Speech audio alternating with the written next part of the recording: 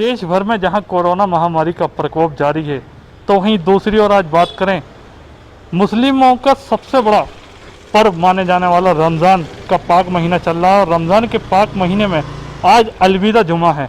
अलविदा जुमा मुस्लिम समाज में कई जो त्यौहार होते हैं उससे भी कई गुना बढ़कर होता है। आज अलविदा जुमा है, लेकिन सबसे बड़ी बात यह है कि लॉकडाउन और इस कोरोना महामारी के चलते मस्जिदों में पूरी तरह से ताले बंद हैं। ये आप मेरे पीछे देख सकते हैं, मेरठ के करीमनगर स्थित मस्जिद है जो पूरी तरह से बंद है। ना ही मस्जिदों में कोई नमाज होती है।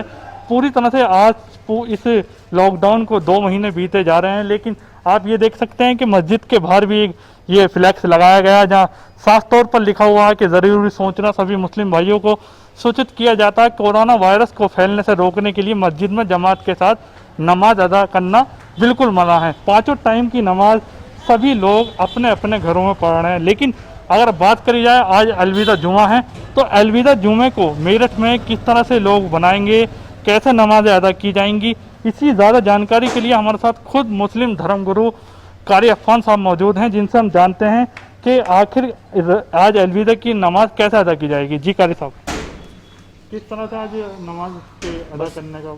जैसे पिछले 3-4 जुमों से नमाज होती चली आ रही है, अपने अपने घरों में लोग जमात से नमाज अदा कर रहे हैं, अकेले अकेले नमाज पढ़ रहे हैं, उसी तरह अपने अपने घरों में नमाज पढ़ेंगे।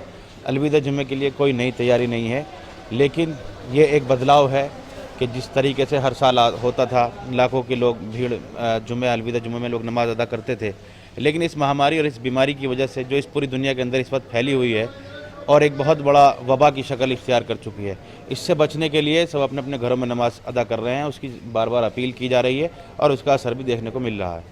कारी साहब, बात करें अलविदा जुमा में भी नमाज घरों में अदा की जाएगी। ईद अब आने वाली है, ईद पे किस तरह से नमाज अदा की जाएगी? उसमें क्या कोई चेंजिंग है या वही पूरी तरह पिछली तरह जो चलता आ रहा है वैसे ही रहेगा? ईद की नमाज के लिए भी पूरी तरीके से जो दारुल उलूम देवबंद की तरफ से भी गाइडलाइन आ चुकी है। लोगों में एक बेचैनी थी, उसके लिए 1 हफ्ता से हम लोग कोशिश कर रहे हैं और ईद तक हमारा मैसेज सब तक पहुंच जाएगा। और सबसे यही कहा जा रहा है कि मैं आपके चैनल के माध्यम से भी कहना चाहूँगा लोगों से कि अपने अपने घरों में नमाज अदा करें इस बीमारी से बचने के लिए। अगर इस बीमारी से बच गए तो आइंदा फिर इंशाअल्लाह रमज़ान भी होंगे और ईद भी होगी, फिर उसी तरीके से होगी। एक ईद है, तो अगर इस तरीके से अपने अपने घर में नमाज अदा करें और इस बीमारी से बच जाएँ तो बहुत अच्छा होगा। जिस तरह से आपने देखा कि कारी अफ़ान ने साफ तौर पर बताया कि इस बार भी ईद की नमाज अपने ही घरों में अदा होगी। जिस तरह से इस लॉकडाउन में 5 टाइम की नमाजें भी घरों में अदा हो रही हैं, ईद की नमाज भी घर में अदा की जाएगी। साथ ही कारी अफ़ान का कहना है कि एक ईद की नमाज से कुछ जाएगा नहीं, सबसे अहम इंसान की ज़िंदगी है। आने वाले टाइम में भी इंसान ईद की नमाज को मस्जिदों में अदा कर सकता है, लेकिन इस कोरोना महामारी के चलते लोग अपने घरों में ही नमाज अदा करेंगे।